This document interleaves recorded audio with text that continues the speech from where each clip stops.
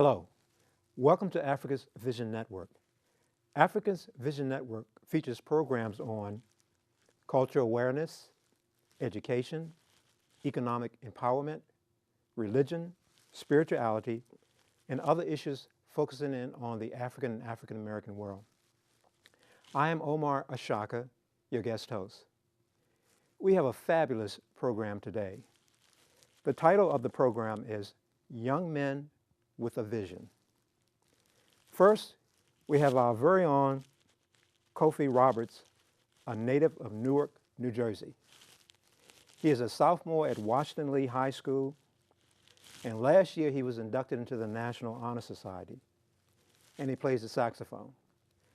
I can personally say I pretty much watched Kofi just grow up from a little kid to a tall, handsome young fella. So we're looking forward to interviewing Kofi. He is also the director currently for Africa's Vision Network. Early on, when he was younger, he worked the character generator and he was a camera operator. I do want to add to Kofi's sister, Breon, is currently working on her PhD at the University of Berkeley in California. Welcome, Kofi. Thank you for having me. We also are blessed to have a very interesting young man, Tyreek Terry. And Tyreek is a student at, I believe, Potomac Falls High School. Yes. Welcome, Tyreek. You know, I've just had a chance to meet you, but I'm looking forward to getting a lot of input from you in terms of your vision. But right quick, tell our audience some of the things that you do at your high school. Well, I'm a member of the Senior Advisory Board. This year I'm a senior, and I've also been in DECA. I've participated in a lot of activities through DECA and Senior Advisory Board. I also did a pageant called Mr. PFHS, where a group of young men competed in like sort of a talent show. Came third place in that. So. Okay. Yeah. Well, that's great. I want to go back to Kofi and ask you guys about ask you about the CAPA program, CAPA Mentor Program, CAPA Alpha Psi Mentor Program. Tell us, our audience, a little bit about that and how that has impacted you. So basically, it's a male youth mentoring group, and we meet once a month, and we talk about things such as your grades. We do recreational activities, and we have mentors delegated to like each of us, and they are in the field that we want to pursue once we get older, and they help guide us along that path. And both of you guys in that program, right? Yes. Okay. Yes. Tyreek, tell us a little bit about your experience with the CAPA program. Well, I've been there for 4 years. It's a great program. I've been the second vice president, and this year I'm the social media chair, and I've learned a lot in that program. Yeah. Tell us a little bit about what was involved in being the social media. Well, I run the Twitter account for our chapter, so I tweet out when meetings are or what we're doing, and a couple other gentlemen are involved with it, and they also tweet out things like with our robotics and those types of things. Okay. Kofi, how much of a benefit has this CAPA mentoring program been? How much has it changed your life in terms of making you who you are today? I'd say it's been very beneficial. You know, I was part of the robotics group that Tariq was just talking about. Basically, one of the CAPA men just came up to us and asked if we would like to build a robot, and it was me and 3 other of the CAPA youth mentors or mentees, and we just said, why not?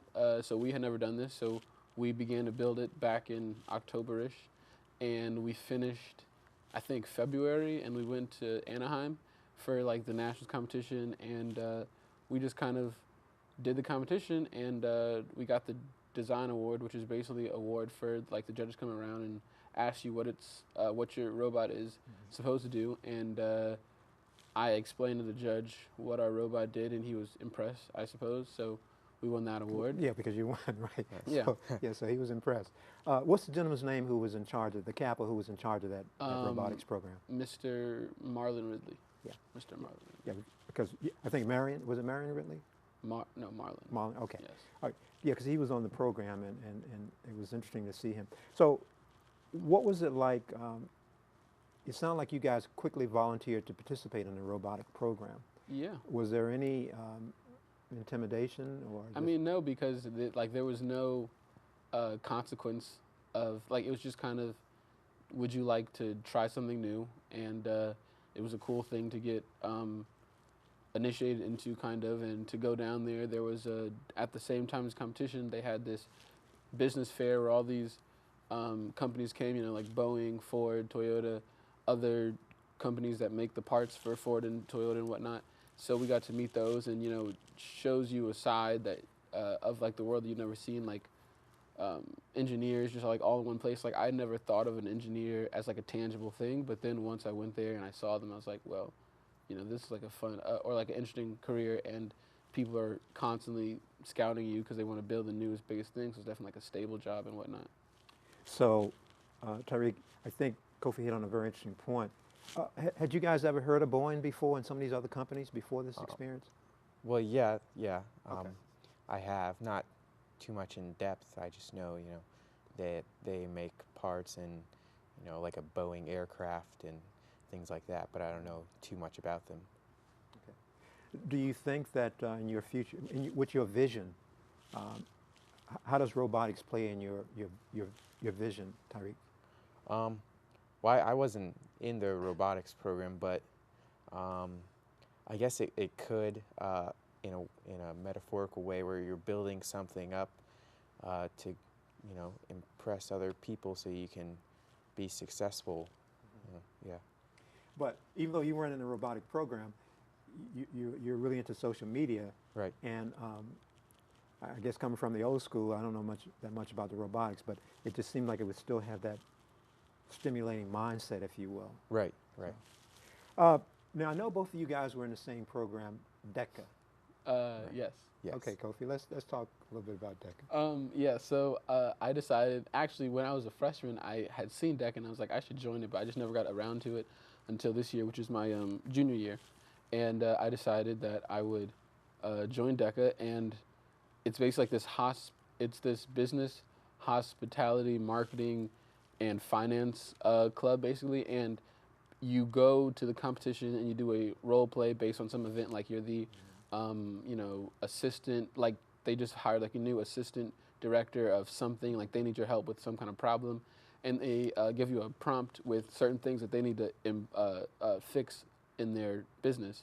And it was a partner and I, and we had the task of this hotel chain wanted to give members a reason to come back, some kind of reward system, and we had to figure out some kind of thing that would entice customers to come back. And we gave our presentation at Virginia Beach, which was the state's competition. And we got state finalists, but at the DECA competition, like 4 or 5 kids, or like 3 or 4 per group get state finalists. So like they only choose like the top, and if the top drops out, then the other state finalists get to go. But yeah, we got state finalists for that competition. And so you felt really good about that in terms of what you presented? Because throughout the year they'd done practices, but for some reason I wasn't on like the listserv, so I didn't go to like most of those. So I just came in like near the end and just kind of went on the trip, and then like not like you know, like not thinking that I would do like that good because I hadn't been to all these practices, and then it was just kind of something that I guess I was good at, and I did like a couple of practices with like the teacher beforehand. And Well, Kofi, it's interesting. I mean, you mentioned you were good at it, so you sound pretty confident about that. So it sounds like you might be ready for the Donald Trump show. Let me ask you this, Tariq. You said you were in DECA for a couple of years. What was your experience like? Well, I didn't compete like Kofi did, but it was still a fun program because we did a lot of different things. Like at our school, we support a military, a person died in the military from our school, Douglas Green. And so we have a project there that's been ongoing for the past 4 years where we send boxes off, and we've created a memorial for him at our school. So I participate in some of those, so that's been fun. Now, were these elective programs, or were you required to take them? Cole, you want to talk? Mine were elected. I chose to Okay. go into them. Yeah. Yeah, mine was elected. Like mine was after school, so it's not like any kind of scheduling conflict. It's just you just go. It's not like a class. All right. I was telling you guys off camera, I mean, I was actually part of an organization in high school called DECA. And back then, that was many years ago, but back then it was called the Distributed Education Clubs of America. Oh. And we actually had a program where I participated in a contest. And because I was in that program, I was working as a shoe salesman. Oh, That was a part-time job that I had. And actually, that was also the demonstration that I did at something very similar that you participated in Virginia Beach. Mm-hmm. And I'm kind of proud to say that I had this older lady who was very difficult in terms of the shoes she was trying to buy. Mm-hmm. But I was able to persuade her, and To I buy ended the up shoes? getting first place.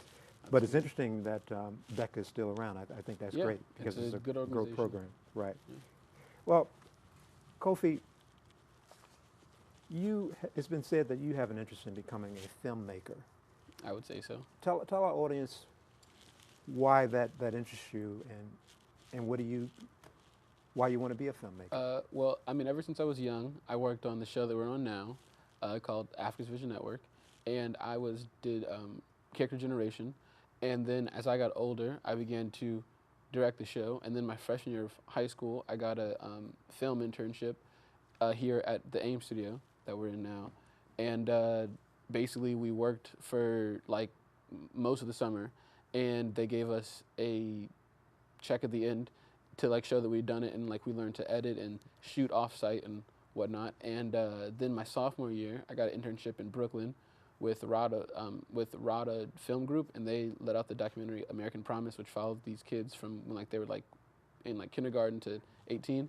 And I worked with them for the summer doing kind of more of the administrative tasks that companies do. You know, like I had to help them find, like they were going on this tour for their film, and I'd help them find colleges, and I had to put in subtitles for like their movie and whatnot. So that's what I did last summer. I mean, a lot of exposure there. Yeah. Kofi, I'm going to come back to you about your filmmaking aspiration. So, Tariq, I know you said you're going to be attending, you're a senior now, you'll be attending Old Dominion University. Yes, sir. Tell our audience why you selected Old Dominion and what do you plan on majoring in? Well, I selected Old Dominion because they have a lot of majors that I could possibly major in, because I'm not totally sure what I want to major in yet. So that was really like why I went towards Old Dominion, was because they have like several things that I could do down there that I would love to do. And we're going to switch gears just a little bit. You know, we got Mother's Day coming up Mm-hmm. Yeah. a week from today, matter of fact. Mothers play such a major role in their child's life. I guess let me start with Tariq. What has your family inspiration been like to you in terms of why and who you are today? Well, my mother, she owns her own business, and she does a lot of things in her community and in our community. She volunteers her time to help people do their taxes because she's a CPA. She has her own business. She is a partner with another business. So that's really inspired me to do, more and have an impact on my community, my future community, my community now, where I can do things to help. Yeah. Okay. Kofi, of course, I know your lovely mother, Miss Robin. Over these years we've worked together, but tell our audience the impact that your mom has had on your life. She's definitely pushed to get me into like the highest programs, like ever since elementary school, and she's, supported my efforts to do whatever I want to do, be that music, film, whatever. And she's always been very supportive of my academic career, made sure that I was always signed up for classes that would that college would look at seriously, like IB and AP classes, and signing me up for SAT classes, to make sure that I did my best on those, and she drove, and she always like drives me out to everything, you know, sacrifices her time. Or for the robotics program, you know, she drove out my friends and I like every Saturday to the Kappa facility, and you know, she didn't have to do all that. And you know, I So you definitely guys appreciate have that. this abundance in French, beaucoup amount of love for your moms. And let me ask you this. I'm not sure if you, we were talking off camera, we were talking about the unfortunate situation that occurred in Baltimore. Let me ask you this, both of you. Did you see the clip where the mother was kind of smacking her son, trying to get him out of that? Yes, sir. I think I heard about it, but I have not Okay. seen that clip. I saw Well, let me it. start with Tariq. Tariq, what were your thoughts being a young man yourself and seeing this mother trying to keep her son from possibly losing his life? Well, the idea of her son going out and, you know, having a negative impact on his community and possibly participating in violence and things like that is not good. So she was right in, you know, taking her son out of those activities. But the idea behind the violence and how the people of Baltimore, in that specific part of Baltimore, have been marginalized and by the police and the other white communities. So the idea behind that is I can see that, but I wouldn't condone the violence. So the mother was right in that situation. Okay. And Kofi, hearing that, because from one of the things I heard that social services wanted to maybe charge this mother with being abusive.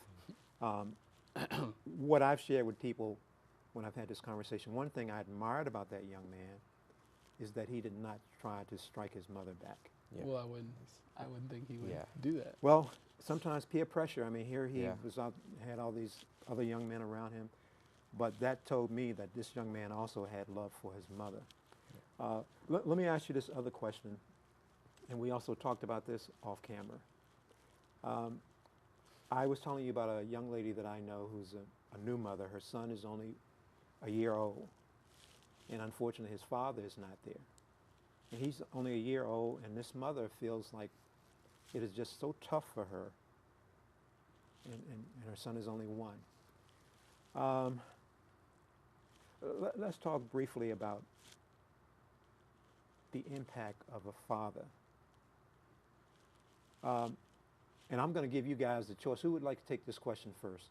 I'll go first. Okay, Tyree. I think the impact of a father is can be really big, especially if it's positive impact or a negative impact, really, because a negative one could send you down, spiraling down a wrong road, whereas a positive one could shoot you up towards the stars. And I think my dad wasn't in my life for a long period, for like the first 10 years of my life, but my mom kind of played the role of mom and dad. So I think sometimes you don't necessarily, not that you don't need a father, but sometimes mom is strong enough to be the father too. So Good Kofi, answer. yeah, that's a great answer. Let me hear your answer, Kofi. I mean, you know, a lot of what Tariq said, you know, you can never fully be the role of him, but you know, you can do your best to make sure that your son doesn't feel as though he's missing out. Like my mother is a single mother, and you you definitely, you know, see the difference between, I guess, your friends who have dads and you who doesn't. But as you get older, you know, you realize that you would have liked to have that, but you can still succeed without him in your life necessarily. If you were to get a tweet from some young men out in the audience, or the viewing audience, and they ask you for 3 words of encouragement to those young men who may not have their father there, encouragement for them to still find a vision and reach for that vision, because there are some young men who feel, and not all, but there might even be some who feel like, okay, my father's not there, so that's kind of the excuse that they might use. And let me just share this with you too, because we're being transparent here. I think I mentioned it to you. My mother when her and my father divorced. My mother raised me and my three brothers, so I know what it's like when a dad is not there. But if you, what three I words? mean, more than 3 words, but like not much. Basically, when you have a child, like you can be a great dad. So if like you miss out on the opportunity, doesn't mean that your child does. And if you want to be a good father to your child, then you need you need to do well when you're younger, so that you can raise him in a household that you'd want him to grow up in. Well, since Kofi went over 3 words, I'll go under. I'll give you two. Keep pounding. You know, just because your father wasn't there for you, you know, you can continue and be a better father for your children and continue to push towards the future. Well, you went under too, but then you elaborated. Right, So well, that doesn't count. Well, look, I mean, it's really impressive to hear you guys respond the way you're responding, and I think that's great. What do you think the probability is? What kind of father, and you can make this kind of short, based on this experience, maybe with the father being absent, what kind of father do you think that would make you? I'll start with you, Kofi. I don't know. I mean, I guess I just be there to. I don't know. Actually, I don't really know. Okay. Like I don't know. Well, I mean, I would try to be there, you know, for my kid Yeah. for, you know, all the rest of my life, as long as I live for him, and be there for anything that he needs, Yeah. or he or she needs. Yeah. Okay.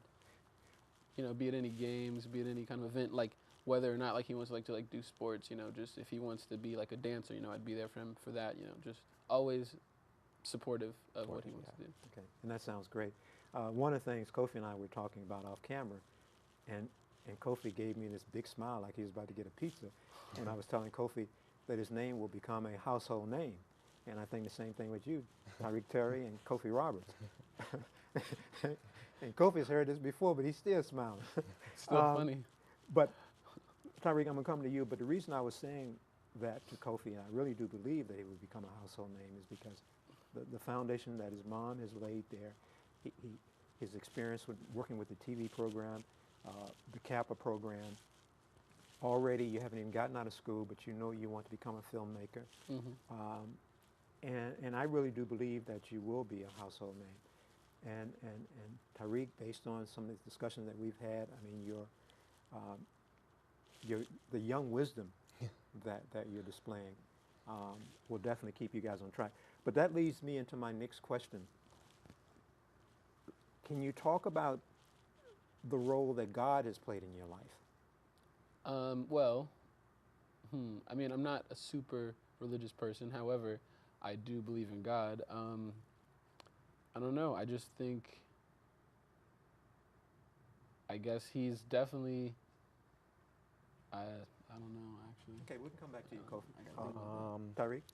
Well, I'm also not that religious, really, at all, but I do believe in God and prayer, and I think that, like we talked about, how Father may not be there for you, well, God would always be there for you as long as you believe in Him. So Yes, I agree. Okay. I think. Right. Let me ask you about your schools that you attend. Again, one of the things we try to do on Africa's Vision Network, we try to raise questions that that really get the wheels spinning in terms of something that's thought-provoking. You were in school, you said Potomac Falls and Loudoun County. Yes. Tell our audience about the student makeup in terms of diversity. I would say it's definitely predominantly white, and then even now getting more towards Hispanic, being ahead of African Americans in terms of numbers. I see a lot in school. I see a lot more Hispanics than African Americans. Yeah. How does, and I'm gonna come to you, Kofi. Tyreek, how does that cause you to prepare for studying and participating at Potomac Falls as a student? Well, it's definitely made me want to participate a little bit more, seeing that there's not that many people that look like me to participate. So that's why I do, like Senior Advisory Board or DECA, because there's not a lot of African Americans in there, because there's not a lot in our school in total. So, What about the faculties, the teachers? I'm sorry. What about the teachers? The in terms teachers? of diversity. There are not a lot of I haven't really. I think I've only had 3 African American teachers in 12 years Okay. of schooling. Yeah. Kofi, what about the school that you attend now? Talk about your student population. Are you? Well, not at Claremont. Where are you now? I'm at Washington Lee High School. Sorry, Washington Lee. What is the makeup of in terms of student population? I would say predominantly white, and then next would be Hispanic, and then African American, and then probably Asian Okay. in there. Yeah. And what about the teachers in terms of? The teachers, well, I personally have not had an African American teacher in my 3 years of high school. But I do know, actually no, my band teacher was African American, and there's a African American math teacher that I did not have, but he's at the school. Okay. And the DECA, because like she's like a Coordinator. teacher who works there, but I'm not in her class, but she's also African American. Okay. But that's all I can think of. Let's say if there was an exit survey, you're about to graduate from Potomac Falls, Tyreek. Let's say if there was an exit survey that you had to complete for the school board, Right. based on your educational experience, what would be some of the things you would want to share with maybe that principal as well as the school board that might better meet your needs or someone like you? Well, I don't think that because I didn't have a lot of African American teachers that I didn't learn enough. I would say it would just be more that I didn't maybe have like that connection with most of my teachers because they're not African American. So, but with the teachers that I have had African American, I have had that connection where it's like we both, we look alike, we have the same skin tone, so it's like a connection there. But And Kofi, I'm coming to you. Was there any stress? And let me share with you guys why I'm asking this too. First of all, for the members in our audience who might be listening. And again, I finished school many, many years ago. And my school was 99% black. So I'm also trying to see what the mindset is like. Was there any stress for you by not having, for example, African American teachers that you could relate to? No, not really. Okay. Not really, no. Kofi? Well, I mean, since from elementary to high school, I haven't seen many African American teachers. You definitely see the difference in how you might be treated compared to other students. But since you've grown up like this, you kind of come to expect that. And so you could say that it's stressful, but it's expected stress. So it's not as bad as, I guess, coming from like a mostly black school, then coming to somewhere where you're not as well represented, and then you feel inferior. It's like kind of just what you've grown up with. So I don't know. I guess that kind of makes it less stressful in a way. Well, Kofi, you made, I just wrote down a couple of words that you mentioned. First of all, I think you said it makes you feel different. Is that what I heard you say? I think maybe, yes. Yeah. And then you used the word expected stress. Yeah. How does that impact your reaching your maximum potential as a student, if at all?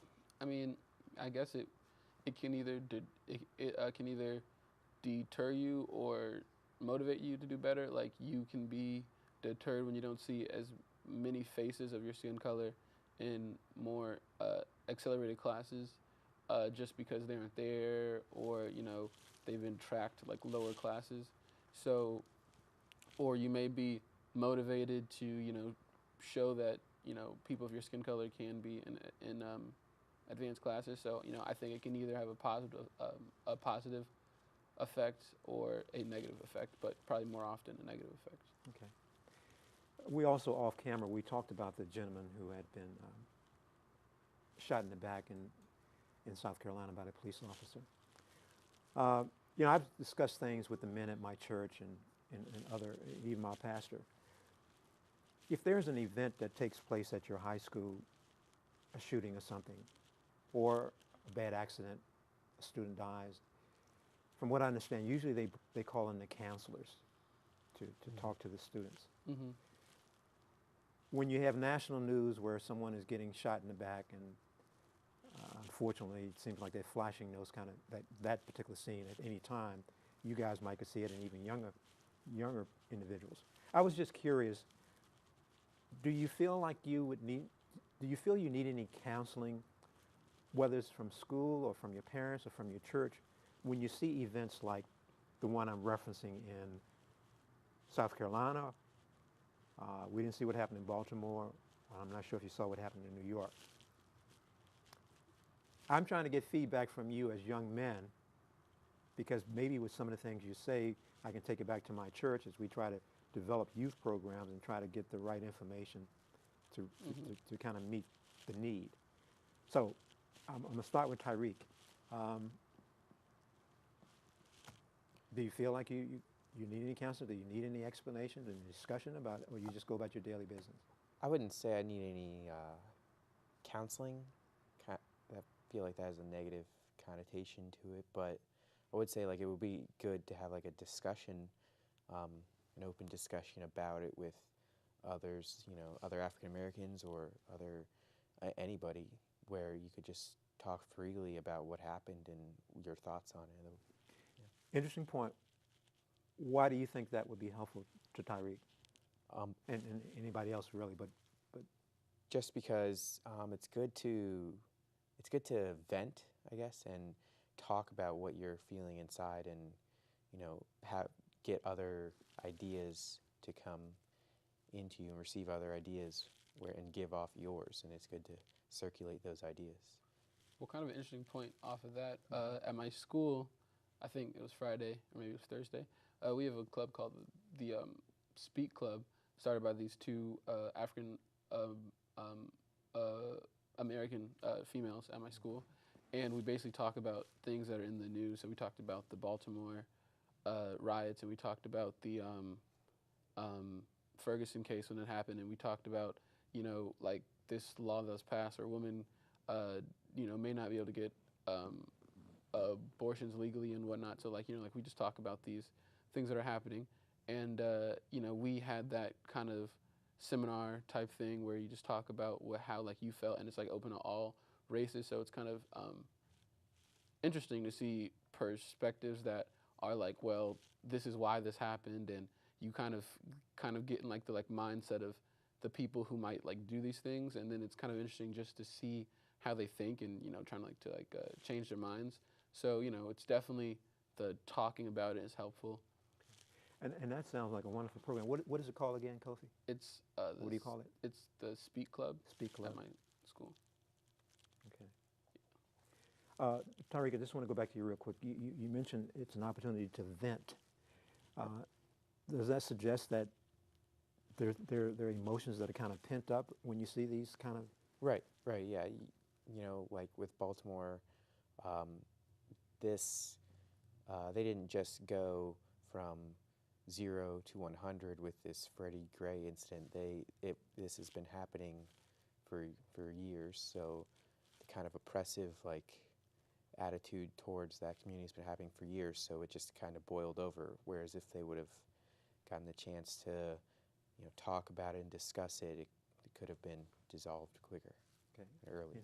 Now, as I said earlier, we had the men from the Kappa organization. We did an interview with them, and Kofi, I think one of them mentioned that, I forgot the position of the Kappa member, but he actually wrote a document, some kind of letter about in regard to the Michael Brown case in Ferguson. So it was on the Kappa's radar in terms of. Matter of fact, I think that was a question that I asked them. Did they discuss it with the young men? And it sounded like they did with some of them. You mentioned this club, Kofi, was started by two Mm-hmm. young female students. I'm curious too. I know in certain organizations they say that women are doing things and sometimes the men are not doing things. And um, I was curious, are you seeing in high school where the girls may be more motivated and doing different things and the young fellows are not? And I'll come to you, Tyreek. Yeah, I mean, I guess I would have to agree. I would say that um, the women are definitely more motivated to kind of, you know, start these clubs and whatnot. And uh, as men, we kind of just kind of do our schoolwork and then we might do sports or something. But in like terms of starting clubs about important things like the Speak Club, where like we talk about current events, I haven't really seen much of that at my school. I don't know if it's because we don't want to or because we don't feel we can or whatever, but I don't know. It's just I don't see it at my school. Okay, but you said earlier you kind of agree that. Yeah. Okay, what about you, Tyreek? I also agree. I've read an article about um, how girls and women are expected to get uh, more degrees than men in the near future, and how girls in high school are in AP classes. They're at a higher rate. They're taking AP classes at a higher rate than boys, just because it seems that boys don't want to challenge themselves academically, whereas women and girls they do. So I would agree with that. Both of you are young boys. I mean, young men. I mean, at this age, I'll call you a young man. Uh, any thoughts as to why that happens in terms of? I would just say that when when you have a group of guys, you kind of just generally you kind of just want to hang out. You want to go to the mall, you know, and you don't really and you're not so focused maybe on what's happening around you as much as maybe you like should, and you kind of just want to live in high school and you like you know like let's like leave that stuff to uh, adults, I suppose. And whereas you know women kind of always see this let's because you know like they feel this kind of looked down upon by others. So like you know like they're constantly you know showing you that we are just as smart as men. So you know like they're starting these clubs and they're doing all these things, you know, to show that they are equal. You know, as you know like the feminist movement and whatnot. Okay. Well, look, I got to admit too, you guys are you're like young consultants for me because, like I said, some of this information perhaps I can take it back to our youth ministry, and we can develop some new ideas to again meet a need. Now, here's another question that I want to ask you, and and let me just say this: if you're not comfortable with answering it, just let me know. Um, I've always been concerned about homosexuality in the sense that for our young students, I'm not sure, I know they don't teach this in school, um, but I was curious as to, is there confusion among young students? I mean, I have a young daughter, something flashed on the screen and I think it was two women kissing each other and she just looked at me very puzzled about that.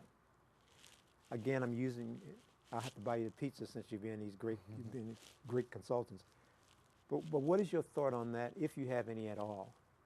Well, you know, saying as though I live in um, Arlington, you know, I have multiple gay friends, and you know, it just seems like once you get into high school, it seems that many people they just kind of find themselves. I mean, like not finally, because generally, like I would think like that would happen after college, but I mean, it doesn't seem like a huge issue per se, just because people who are comfortable with their sexuality, you know, like they're gonna know if they're gay or not, and you know, people just find out that they're gay and or you know like they're like bi, and they go on to pursue these lives and uh,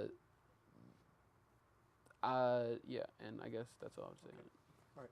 Tariq, would you like to comment? I would say that our generation is really open to uh, accepting, homosexuality and the LGBT community and all of that stuff. I would say that we're not that other generations aren't, but we just I see it in my school where we don't really have like this uncomfortableness with homosexuality, and some people might be afraid to talk about it and see it, but it's not A huge not the problem. whole. Yeah, it's Yeah. not a huge problem.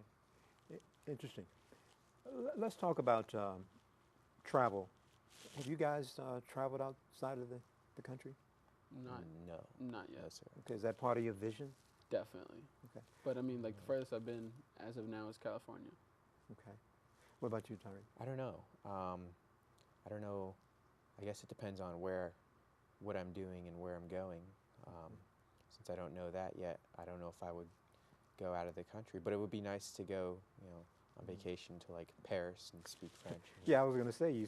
you're learning French, so maybe you might want to go to Paris. Right. Yeah. And Kofi, what would be your number one place you'd want to travel if Well, somebody gave you an airline ticket to anywhere? When in I the was a world? child, I would always say Fiji because I saw it in Rush Hour 3. They just said that, and I was like, that seems like a great. And then it's like a cool island. But Yeah. now I honestly don't know. Maybe I don't know, just somewhere far. I don't know. I just Well- want to travel the world. Did you say Fiji? Yeah. Well, look, if you become successful and rich and you buy a place in Fiji, you make sure you call me because it seems like that's a nice place to go too. So I will. As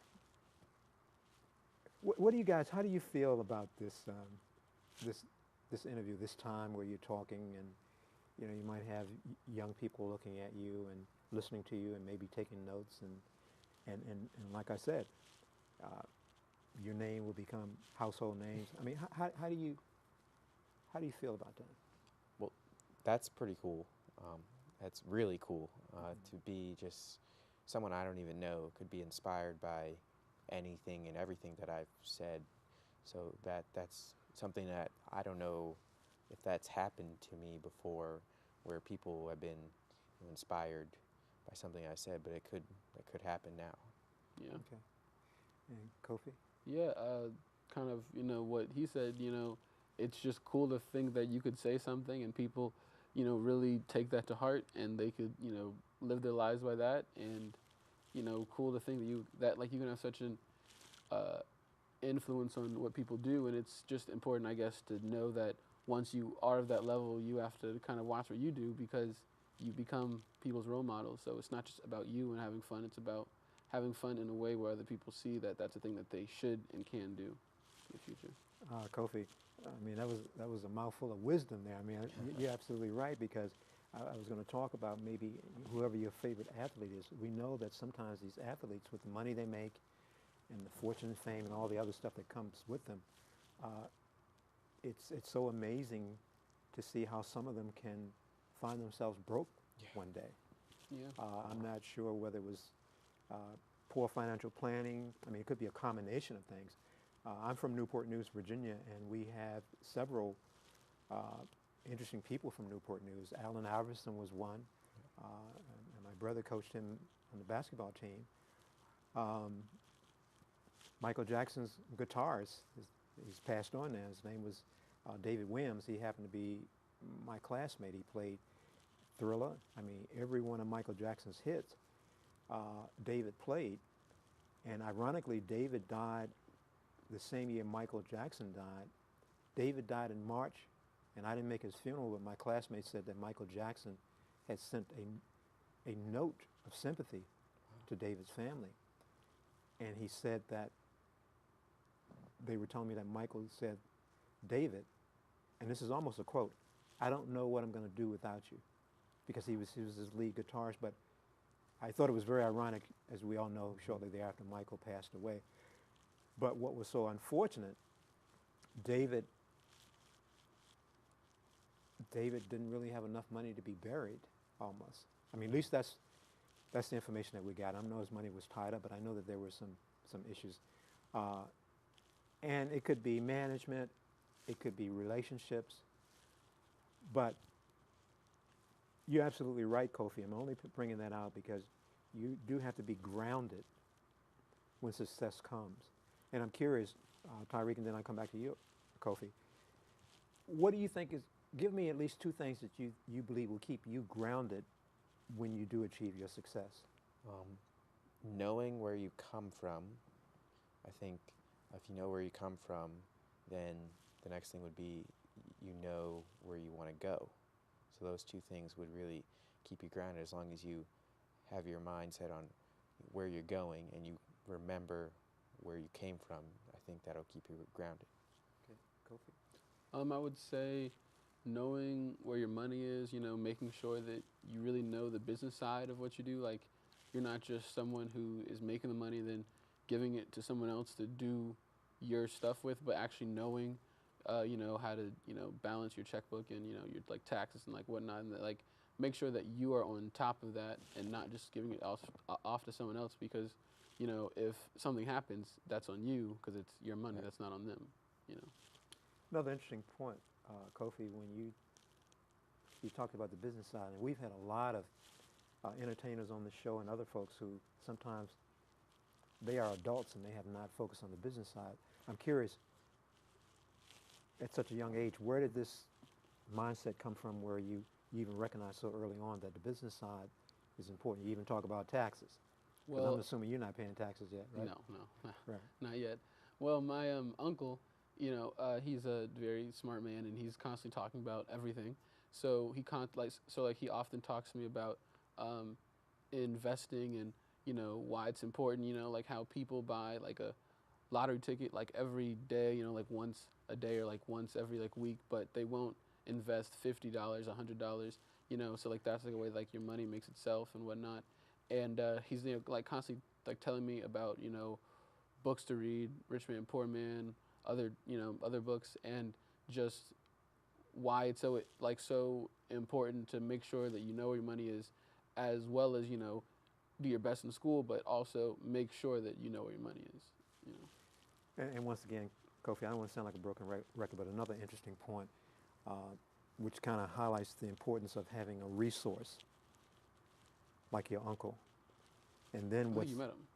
Yeah, but what's equally important is, are you talking about Ray? Yeah. Okay, I didn't know which uncle you were talking about. Yeah, Ray is a very wise gentleman, and we've had Ray on the show as well. But again, that's the plus of having a resource, but the bigger plus is listening, and it sounds like you have been listening. Tyreek, you want to comment on that, about the business side and That's definitely important. I think a lot of like the athletes and famous people that we look up to that you talked about, they don't know, they just pay someone to really go with it, take their money and do, put it here and pay this. They don't really know what's going on. So it's important to know and not be ignorant about your own money. Okay. I know time is moving on, but let me ask you this other question too. Curious as to what your thoughts are. From a health perspective, because again, in the African American community, we have a lot of health challenges. Being in school and as young men, share with our audience your thoughts on health. Well, my mother has been a very healthy person. We don't really drink soda. We eat minimal sugar. I mean, is like that what you mean by health, or do you mean like mental health? Yeah. Sometimes we. So we've always been big on exercise, vitamins, minerals. Eating healthy to avoid health risks like diabetes. Like that kind of thing. Just generally, not a lot of grease, sugar, fat, that kind of thing. Okay. Sorry. Same with my mom. She's kind of trained me to eat healthy. A vegetable with every meal and that kind of stuff. And then also to work out and exercise. That's also part of it. That also goes along with not only your physical but your mental health, because you feel good after you exercise. So it's kind of both those things. It's good to keep everything in line because you can get really run down real really quick. Once again, as you guys are talking, there are buzzwords, certain words that really just kind of just really hit me. You mentioned mental health. Can you talk a little bit more about that, Tyreek, from a young man's perspective as to your thought process when it comes to mental health? Just keeping your, your brain and your mind sharp, and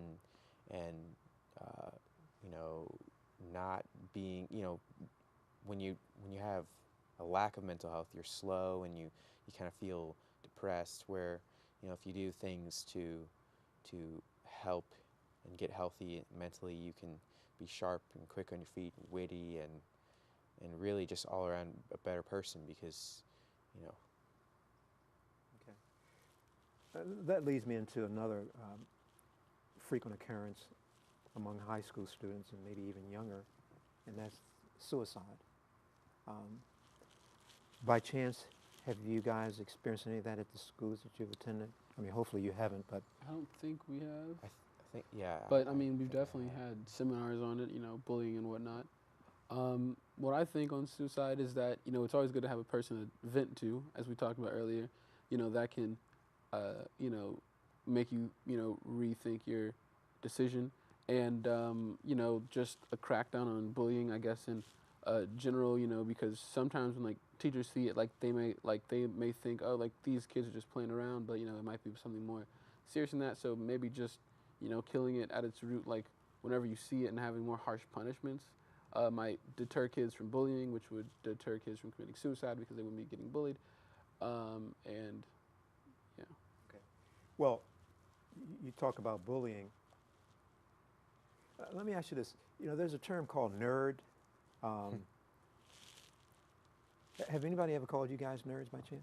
A couple of times. Probably, You know. sure. Okay. So how do you respond to that, Kofi? I Somebody mean, call you a it nerd? doesn't hurt me, it just Yeah. means, I guess, like, you think I'm going to be successful, so, Okay. Yeah, I don't mind it. Yeah, I'm not really offended. I'm not offended at all by being called a nerd. I guess that would mainly be because, if you're studying too much or something like that, but that will help you down the road. So, Okay. you know. And follow up to that question, have you had any experience with bullying? People bullying you? Maybe in middle school a little bit, maybe. probably, I think, It like, wasn't as harsh. the definition of bullying, I feel like everybody's Yeah. probably been bullied I at feel- some point where yeah. they just been made fun of for one thing. So I probably, yeah. Okay. And I feel like in some respects, bullying makes you like a stronger person, because when I was in elementary school, I have this name Kofi, and people think of coffee. So people used to call me Coffee all the time, which I didn't like. And then, one day I just came in and I was like, I don't care anymore.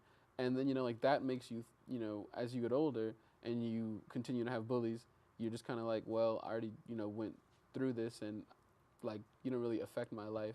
So I guess it's like the mindset that you come to with bullying. And I mean, but however, like, I don't know how harsh these other people's bullying, like, was and whatnot, so I don't want to talk on their experience. But just on my personal experience, it happened for like a couple years, but yeah, I mean, I feel like it only made me stronger in the end. So. Okay. Let me ask you about President Obama. Share your feelings about President Obama. I'll start with you, Tyreek. What you appreciate and maybe what you don't appreciate, and what you might want to follow in his footsteps, so to speak, if there are any things. Or Well, I really appreciate President Obama and his service for our country, and him being the first black president of the United States of America. Personally, though, I kind of identify more like conservatively, so I don't really agree with a lot of the things that he does. I think he's sometimes can be slow to the jump. Like it was a while longer than it needed to be after the Baltimore riots started that he made a statement. I think sometimes he's just kind of slower, which I can understand sometimes because it takes a while to make a statement, but it's really, I don't know, I appreciate him, but I don't really agree with him. interesting, you use the word slower because I think one of his comments was, I heard him say, Baltimore was a slow-rolling crisis. I thought that was an interesting terminology. Kofi? Well, I'm not really as involved in politics as I feel like Tariq is, but I definitely think it's cool that we finally had a black president. And I feel like he has been very good in many respects, in terms of, I guess, the things that he's passed. I mean, I really don't know so much of what he's done, and I think he has his faults as any other human does. But I feel like overall he's been a beneficial president. Like, I don't think he's been a negative president. So I guess I just appreciate that we finally had a black president. Okay. Now, let me ask you this. Would you want to be president, Tariq, of the United States of America? It's a pretty stressful job. I think, I mean, that would be amazing. I think that would be an incredible honor. It would be amazing to be president. I would want to do it, but there's a lot leading up to it, and it's very stressful once you get in there. So I don't know. Not Okay. sure. Kofi? I'd rather be the CEO of a company and then donate to something that he's doing, so then I have some kind of say and maybe some kind of bill he's going to pass. I don't really want to be in front of the cameras like that, because you can't really say what you think, because you have to think about your second term, and you have to think about conservatives as well as liberals. So I feel like it's easier just to be behind the scenes than right in front of the camera. Okay. Time is we're just about out of time. But I do want to ask you one quick question, both of you, so you can give me a quick answer. Again, we're thinking about if there are some young folks, young television viewers, what has kept you from drugs? I'll start with you, Tariq. Really just the future and the consequences When you from say future? drugs. Yeah. Like, well, Your future or? my future, okay. right? Yeah, I want to be successful, and drugs will really keep you from that, especially if you get like too far into it and you become addicted, or you start selling and you get arrested, and it just that goes down a bad road. Whereas I want to be successful, so stay away from that. Kofi? Yeah, same. Just thinking of your, just thinking of your future success in whatever road you want to go down. You can't really find that with drugs. You are gonna, fall into a whole, everyone who thinks that they won't, like they always say, I'm fine, I'm in control of myself, and then they find themselves, 20 years later, doing drugs like more heavily than they ever thought that they would, and they aren't where they thought they would be in their careers or lives or whatever. So, I just think the thought of that keeps you away from drugs. Okay. Again, we're about to wrap it up. Tariq, I want you to say whatever you feel like you want to say within your heart. Imagine you're speaking to students at your high school. Okay. Words of wisdom, if you will. I would just say, I don't know. I would go down the, make something happen. Don't just be another guy or another girl. Make an impact on wherever you are, whatever you're doing. If you're going to be at McDonald's flipping burgers, be the best burger flipper ever or something, but make something happen. Okay. Kofi? As Tariq said, be like a change, or be like a big voice wherever you go, or whatever you decide that you want to do. Make sure that people know you, and make sure that you take advantage of any kind of opportunity you have to meet people in any kind of career field, whether or not you want to do that, just because you never know what kind of doors they may open for you in the future. Okay.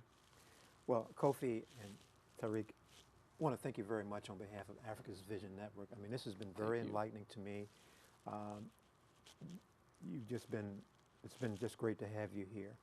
And I want to personally extend a wonderful thank you to your moms, because obviously they've done a wonderful job.